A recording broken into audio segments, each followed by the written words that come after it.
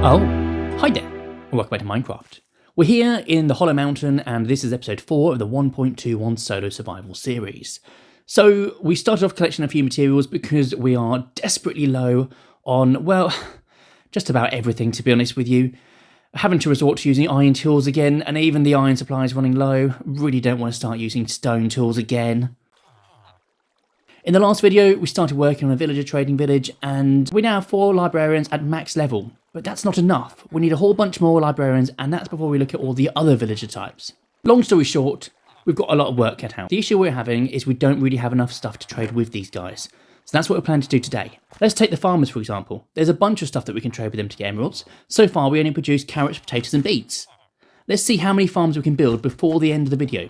First up, iron farm. For this, location is key. It can't be too close to other villages, but also we don't want it too far away that it will never be loaded into the world. I'm hoping this corner over here will work just fine. We need to dig out a bunch of space first so that we can ensure that the area will be spawn proof once we finish. I know what you're thinking, solid blocks, they're spawn proof. Yeah, so it's a bit of a waste of time, I know, but we don't know if there's any hidden caves here until we dig it out, so unfortunately, we still have to do it.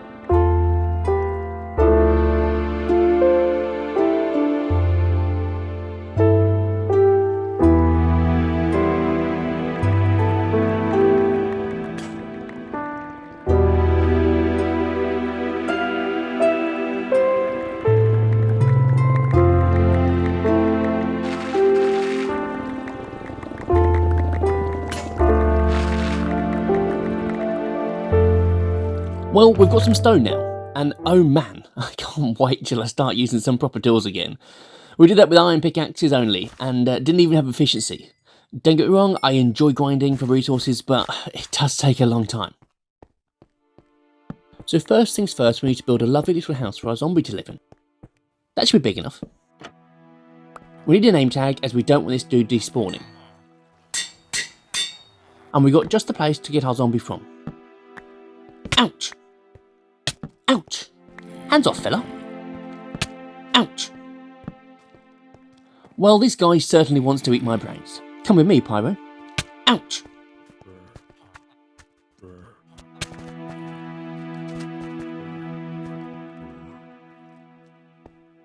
Once he's in his new home, we just want to block him in.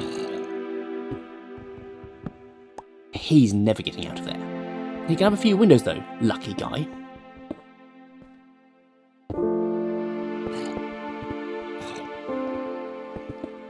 Next up, we need to make a house for the villagers.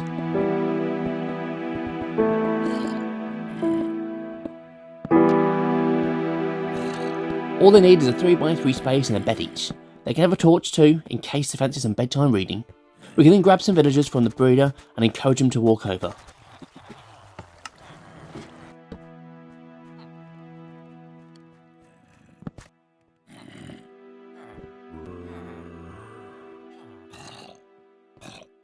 And once they're all inside, they too will be sealed in forever. They're going to be nice and safe for the rest of their lives, but petrified. Can't have it all, can we? And using the last of our iron supplies, I mean, we literally have enough for one pickaxe now. We need to make a bunch of hoppers that we can feed into the storage chest. This will be our collection point.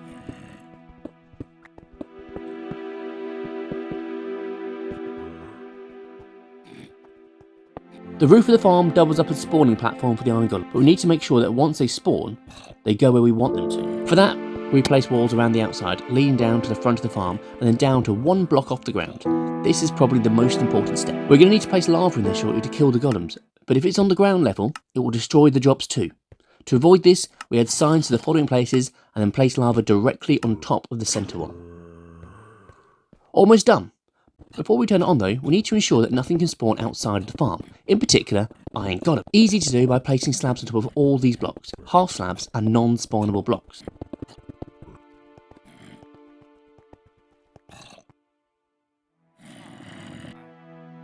We also need to add water to the top at the back to encourage the golems to head into the lava. Then the final step is to remove this block, making all the villagers' nightmares come true, and ensuring that the rest of their lives are controlled by fear and anxiety. Now we just sit back and let it do its thing. The only thing I want to do now is enclose the farm off a bit and try to make it blend in with the surroundings.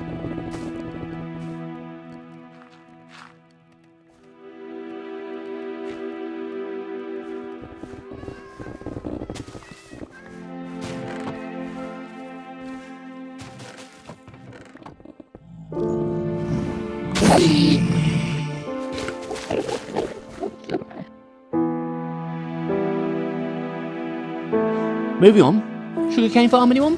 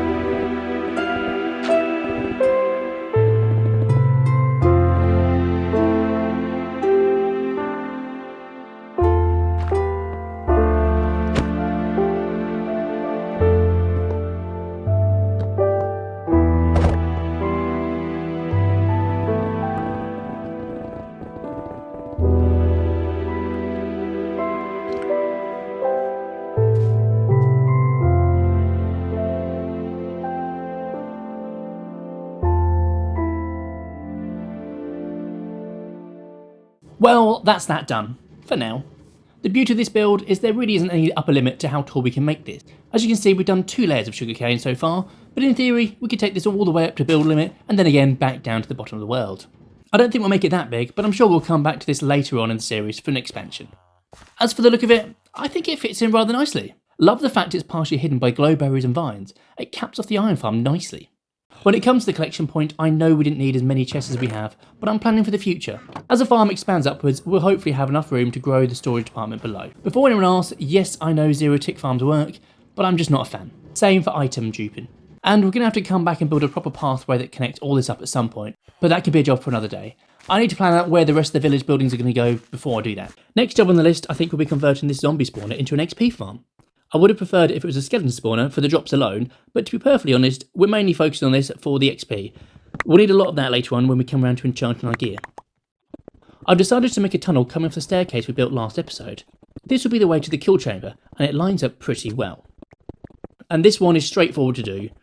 We need to ensure that there are only 2 blocks of air above the spawner itself, then dig out 4 blocks in each direction of the spawner, and 2 blocks below it.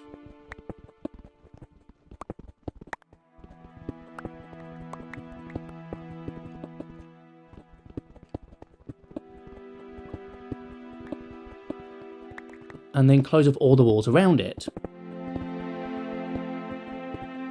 Next we add water sources. We've already decided where we want the kill chamber to go, so we add water sources along the right side of the spawner.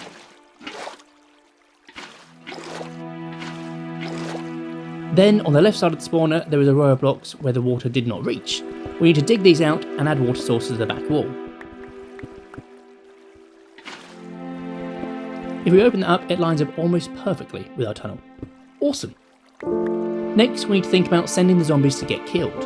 For that, we need a piece of soul sand and a couple of signs. And we need to dig up 25 blocks. Then we need to dig out 2 blocks high and 3 long. Add another sign, and then dig down 23 blocks.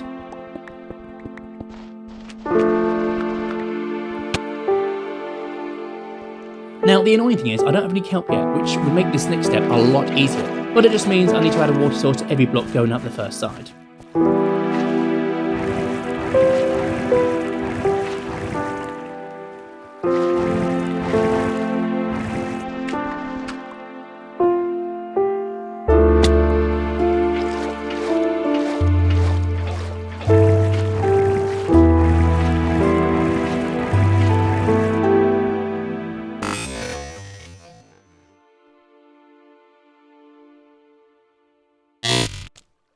That was a close one.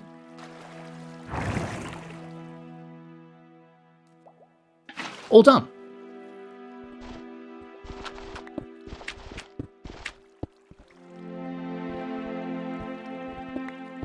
Before we remove the torches and turn it on, I want to add some redstone lamps so we can turn this thing on and off in the future without having to go inside.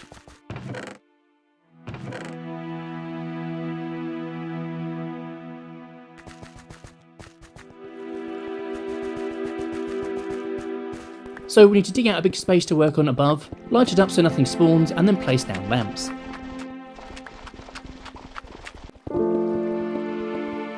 We can then link all of these with redstone and add a lever on the other side, just like this.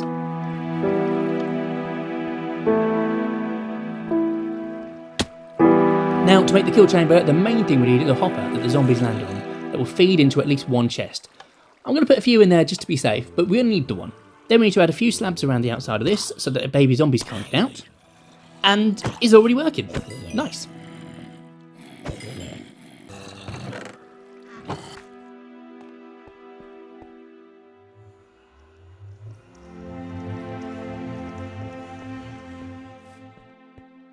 So I spent some time making this chamber a little bit nicer to look at. Figured we'd be spending a lot of time here in the future. We also have an anvil, crafting table, and some miscellaneous chests. I'm not 100% sure that I like the design, but we can always come back later to tweak it.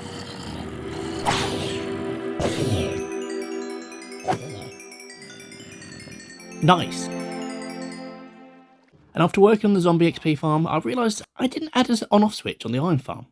No problem, that's easy enough to fix. If we just temporarily add a block here, remove this one, and add a sticky piston below, we can then run redstone dust through a lever, and bam! Job done.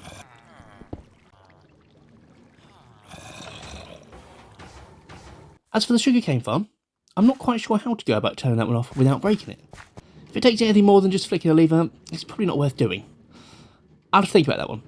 Anyway, I think we've got time to work on a small melon and pumpkin farm before we finish.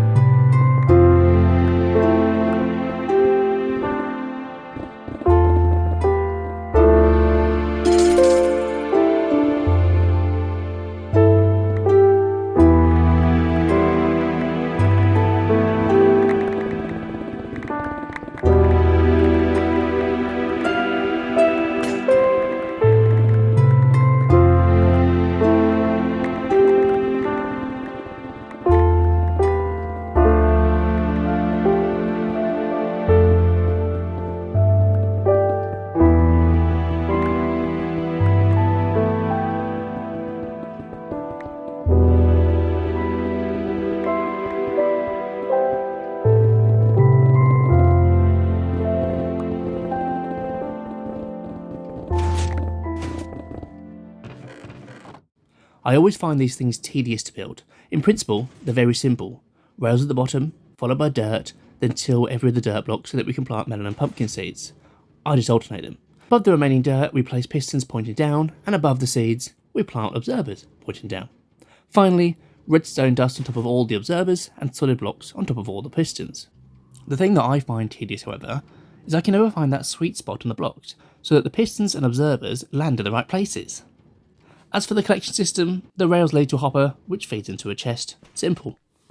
I've actually gone back and added a few extra hoppers under some of the rails so that we can pick up some of the drops while the hopper minecart is going around. All in all, it works. Honestly, I'm not that pleased with this one. I think I'll probably come back later in the future and build another bigger and prettier one. Probably somewhere else as well. This works for now though. Come to think of it, most of the farms we built today will probably get an extension at some point. Right, let's have a quick check to see how all these farms have been performing. And then we'll end with some cinematics of the build so far.